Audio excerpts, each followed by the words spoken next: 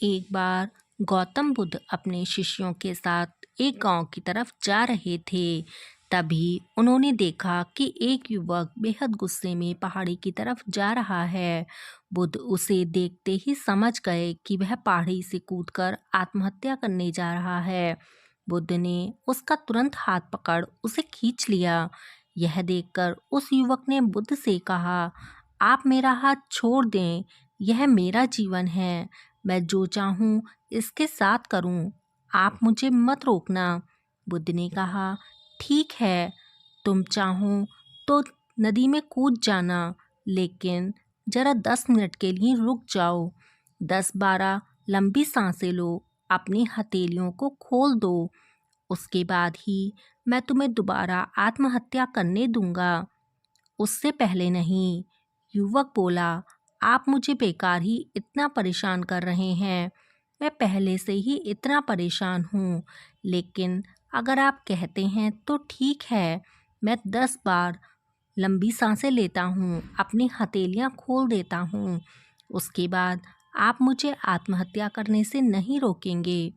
उस युवक ने अपनी आंखें बंद कीं, 10 बार लंबी सांसें लीं, अपनी हथेलियों को खोला और फिर धीरे धीरे अपनी आंखें खोलीं। फिर महात्मा बुद्ध ने कहा, ठीक है, अब तुम जा सकते हो। वह युवक पहाड़ी की तरफ गया। उसने जैसे ही कदम आगे बढ़ाए, पहाड़ी के नीचे देखा। वह देखते ही पीछे हट गया और वापस जाकर बुद्ध से बोला, आप कौन हैं? आपसे ज़्यादा तेजस्वी व्यक्ति मैंने आज तक नहीं देखा। अभी मेरे साथ क्या हुआ है, क्या आप मुझे समझा सकते हैं? कुछ वक्त पहले तो मैं इस पहाड़ी से कूद जाता, लेकिन अब मेरे मन में एक डर उत्पन्न हो गया है। बुद्ध उसे देखकर मुस्कुराए और बोले, जब तुम पहाड़ी से कूदने वाले थे तब तुम्हारा मन बहुत अशांत था, लेकिन जब तुमने अपनी आंखें बंद करके लंबी सांसें और अपनी हथेलियों को खोला, तब तुम्हारा दिमाग और मन दोनों शांत हो गया और तुम्हारी नकारात्मक ऊर्जा सकारात्मक ऊर्जा में बदल गई, जिसके कारण तुम्हारी बुद्धि को नियंत्रण प्राप्त हुआ और तुम सही निर्णय लेने में सक्षम हो सके। युवक बोला, आप कौन हैं? बुद्ध ने कहा, इस जगत के लोग मुझे बुद्ध कहते हैं। युवक बुद्ध के चरणों में गिर गया और बोला कि बुद्ध, आप मुझे अपनी शरण में ले लें, मैं अपने पिता को सबक सिखाना चाहता था, इसलिए आत्महत्या करने जा रहा था। बुद्ध ने कहा कि आत्महत्या करके कोई इस शरीर के साथ कुछ भी नहीं कर सकता। जब तक हमारे पास यह शरीर है, हम कुछ भी कर सकते हैं, लेकिन यदि यह शरीर ही नहीं होगा तो हम कुछ नहीं कर सकते। युवक कहता है, आप सही कहते हैं बुद्ध, लेकिन आप नहीं जानते, मेरे पिता ने मुझे बहुत अपमानित किया है। वह मुझे हर बात पर टोकते हैं। बचपन में वे मुझे बहुत प्रेम करते थे। इसके बाद उन्होंने मुझे शिक्षा प्राप्त करने के लिए गुरुकुल भेज दिया। मैं हमेशा सोचता था कि मैं गहन अध्ययन करके उनका नाम रोशन करूंगा और मेरे पिता यह सब देखकर बहुत खुश होंगे।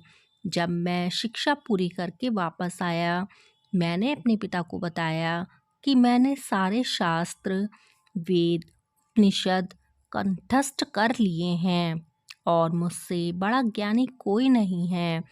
तब वो खुश होने की बजाय मुझसे बोले कि अपने आप को ज़्यादा ज्ञानी होने के भ्रम में मत डालो, ना ही खुद में अहंकार लाओ। मैं तो उन्हें दिखाना चाहता था कि मैंने कितना गहन अध्ययन किया है।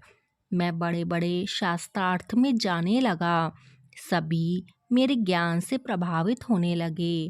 सभी ने मुझे महान ज्ञाता माना, लेकिन मेरे पिता ने नहीं माना। वह मेरे शास्त्रार्थ के बीच में पहुंच जाते और मेरे बताए गए ज्ञान में कुछ ना कुछ कमी निकालते और सबके आगे मुझे अपमानित करते। वो मेरे साथ रहने वाले मित्रों को भी अपमानित करते थे। यह कहकर कि वो मेरा जीवन बर्बाद कर देंगे, क्योंकि वह मेरा साथ देते थे और मेरे ज्ञान की प्रशंसा करते थे। मैं नहीं समझ पा रहा था कि वह ऐसा क्यों कर रहे हैं। तब मेरे मित्रों ने मुझसे कहा कि मेरे पिता मेरे बराबर ज्ञान अर्जित नहीं कर पाए, इसलिए मुझसे ईर्ष्या करते हैं। एक दिन मेरी उपाधियों के कारण मेरे मित्रों ने मुझे मदिरा पान कराया। यह बात मेरे पिता को पता चल गई। वो मुझे ढूंढते ढूंढते वहाँ पहुँच गए और वहाँ सबके सामने मुझे थप्पड़ मार दिया। मुझे बहुत अपमान महसूस हुआ। तब मैंने यह तय किया कि मुझे मेरे पिता को सबक सिखाना है और मैं यहाँ आत्महत्या करने आ गया। एक पिता के लिए इससे बड़ा सबक क्या होगा कि वह मेरी अर्थी को अपने कंधे पर उठाएं। जब वह अपने बेटे की अर्थी को अपने कंधे पर उठाएंगे, तब उन्हें एहसास होगा कि उन्होंने क्या गलती की है। बुद्ध मुस्कुराए और बोले, एक बात बताओ, जो ज्ञान तुम्हें आत्महत्या करने के लिए प्रेरित करे, तो वो ज्ञान किस काम का? वो कहाँ से अच्छा हुआ जो तुम्हें एक गलत काम करने से नहीं रोक पा रहा? युवक ने कहा, आप सही कहते हैं बुद्ध। अब मैं खुद को अज्ञानी सा महसूस कर रहा हूँ। आप मुझे अपनी शरण में ले लें। मैं आपसे ज्ञान प्राप्त करना चाहता हूँ। बुद्ध ने कहा, तुम मेरे साथ 4 दिनों तक रहना और उसके बाद तुम अपने पिताजी के पास जाना। अपने पिता के घर तुम मध्य रात्रि के बाद जाना और बिना किसी हलचल के चुपचाप भीतर जाना। तब तुम्हें जीवन का सबसे पहला ज्ञान मिलेगा। वो युवक 4 दिनों तक बुद्ध के पास रहा और उसके अगले दिन अपने पिता के पास चला गया। जब वो मध्य रात्रि में अपने घर पहुंचा, तो उसने देखा कि उसकी माताजी बिस्तर पर बहुत बीमार पड़ी हैं और वह युवक के पिता से कहती हैं कि तुम्हारी सख्ती के कारण आज मेरा बेटा मुझसे दूर है।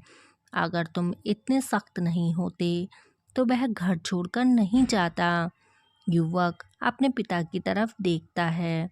वो देखता है जिनकी आँख में उसने आज तक आंसू नहीं देखे थे, आज वो नम आँखों के साथ बैठे हैं।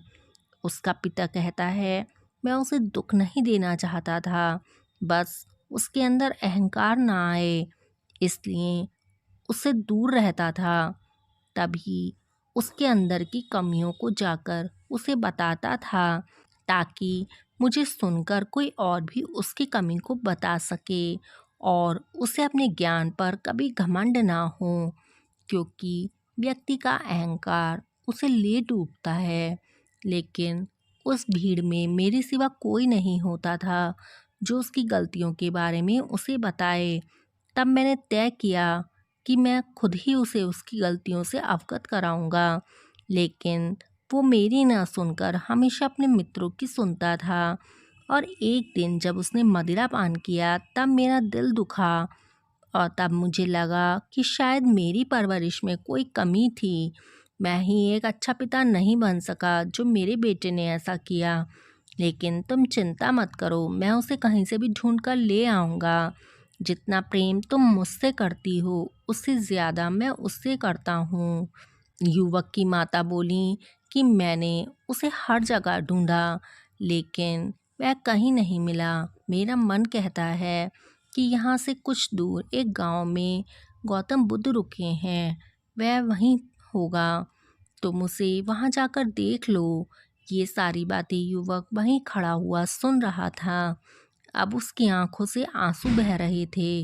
वह चुपचाप वहाँ से चला गया और बुद्ध के पास पहुँचा। बुद्ध से बोला, हे बुद्ध, अगर आपने मुझे उस दिन आत्महत्या करने से नहीं रोका होता तो मुझसे कितना बड़ा पाप हो जाता। बुद्ध ने युवक से कहा, इस जीवन की सबसे बड़ी गलती आत्महत्या करना है। ये जीवन तुम्हें खुद नहीं मिला है, भगवान ने तुम्हें दिया है। तुम्हें कोई हक नहीं कि उसे तुम खुद से नष्ट करो। कल सुबह तुम्हारे पिता यहाँ वापस आएंगे। कल सुबह तुम उनके साथ जाकर उनके ऋण को उतारना। युवक ने कहा, बुद्ध, मुझे मेरा सारा ज्ञान व्यर्थ ही लगता है। आप सत्यता को उजागर करते हैं। मैं आपके साथ रहकर आपसे ज्ञान प्राप्त करना चाहता हूँ। मुझे कृपया कर अपने संग में शामिल कर लें। बुद्ध ने कहा, कल सुबह जब तुम्हारे पिता आएंगे तब तुम उनसे बातचीत करना, उनसे आज्ञा लेना, और जब तुम्हें लगे कि तुम्हें ज्ञान प्राप्ति की ज़रूरत है तो संघ का दरवाज़ा सबके लिए हमेशा खुले रहते हैं।